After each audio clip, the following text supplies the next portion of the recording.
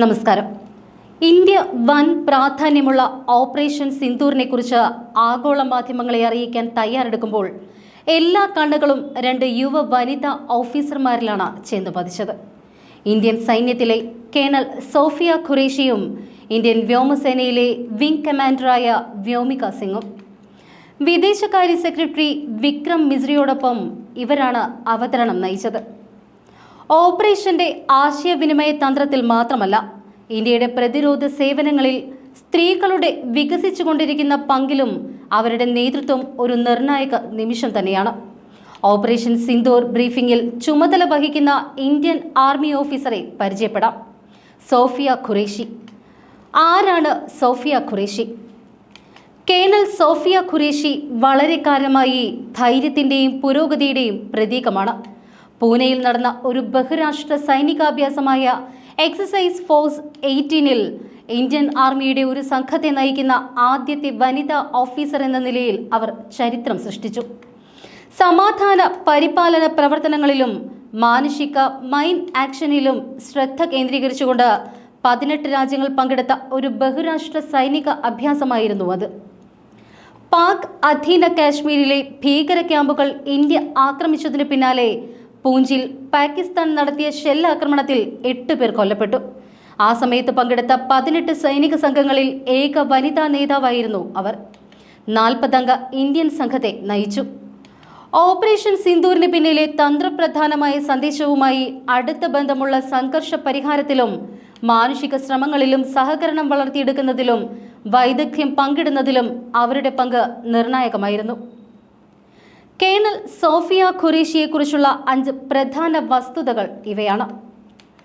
35 വയസ്സുള്ളപ്പോൾ exercise force 18-ലെ അന്താരാഷ്ട്ര സൈനിക സംഘത്തെ നയിക്കാൻ സമാധാന പാലന പരിശീലകരുടെ ഒരു കൂട്ടത്തിൽ നിന്ന് അവരെ തിരഞ്ഞെടുത്തു. സൈനിക ആശയവിനിമയങ്ങളുടെയും വിവര സംവിധാനങ്ങളുടെയും ഉത്തരവാദിത്തമുള്ള അവർ കോർപ്സ് ഓഫ് സിഗ്നൽസിലെ ഒരു ഉദ്യോഗസ്ഥയാണ്. പരിചയസമ്പന്നയായ സമാധാന പാലകയായ സോഫിയ 2006-ൽ കോങ്കോയിലെ UN സമാധാന പാലന ദൗത്യത്തിൽ സേവനമനുഷ്ഠിച്ചു. 6 വർഷത്തിലേറെയായി സമാധാന പാലന പ്രവർത്തനങ്ങളിലും പങ്കാളിയാണ്. അവർ ഗുജറാത്ത് സ്വദേശിയാണ്.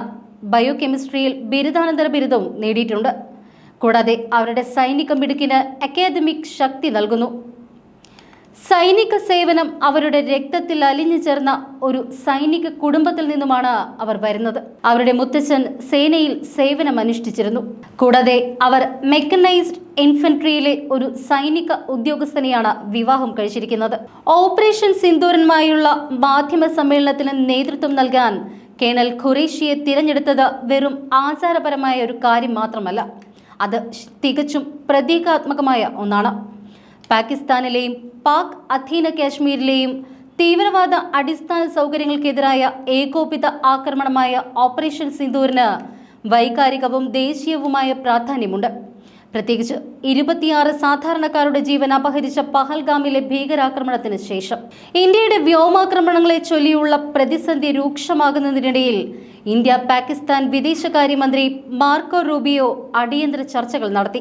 കൃത്യത, പ്രൊഫഷണലിസം, ഉൾക്കൊള്ളൽ എന്നിവയ്ക്ക് പ്രാധാന്യം നൽകുന്ന ഇന്ത്യയുടെ വികസിച്ചുകൊണ്ടിരിക്കുന്ന സൈനിക സിദ്ധാന്തത്തിന്റെ മുഖം എന്ന നിലയിൽ കേണൽ സോഫിയ ഖുറേഷി ഇന്ത്യൻ പ്രതിരോധത്തിലെ നേതൃത്വത്തിന്റെ പുതിയ യുഗത്തെ പ്രതിനിധീകരിക്കുന്നു.